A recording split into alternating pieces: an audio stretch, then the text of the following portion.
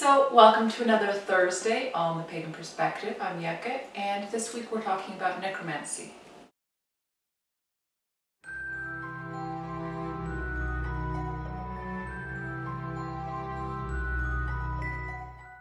So our question comes from Water Monkey, and they write in, when it comes to necromancy, there seems to be a general lack of talk about it here on YouTube, unless it's in the fictional sense.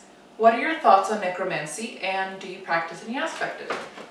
So I have to admit that before reading this question, I had never considered necromancy as an actual practice, as a real thing. My exposure to it is the same as probably many people's, D&D and movies and books and things like that, where it's purely a fictional thing. So I did a little bit of research. I'm not going to tell you back all of that research because it's the same thing you can find doing just a pretty simple Google search. But the basics of what I found was that the word coming from necro is Greek for death and basically divination.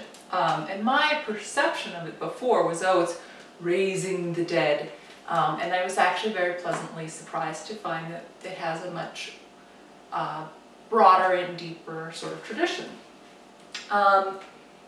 So the question is asking, what are our thoughts on it, and do we practice any aspect of it? So I don't practice any aspect of it, and this is because we've actually talked about this quite a bit here on this channel before. For me, I don't believe in spirits in the literal sense that there's some sort of being, that there's some part of you after you die that survives, or non-corporeal beings that live among us. Actually, almost a year ago, I talked about this in a video about haunted houses. So I'll put the link in the description box below, and I talked a lot about what I think spirits are there. And the other thing, as I was touching on, I believe that when you die, you're dead.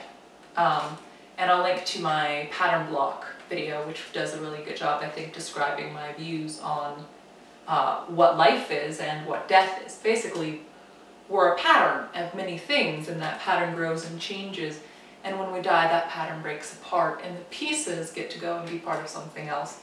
But the pattern itself doesn't remain. The memory of it does, but the pattern doesn't. So for me, it doesn't make very much sense to speak with or communicate with dead, those who have passed on, or spirits, because I don't view those as literal things. I could see it as being a useful metaphor, and sometimes I do like to think about nature spirits, or maybe not nature, but ideas to personify them. I find that useful to have a kind of inner conversation with them. So I suppose in one way I would be able to call it that if I wanted to have a conversation within myself with a deceased relative, or ex-lover or something like that who had passed on. But my personal belief is that I would be speaking with myself, with a different part of myself.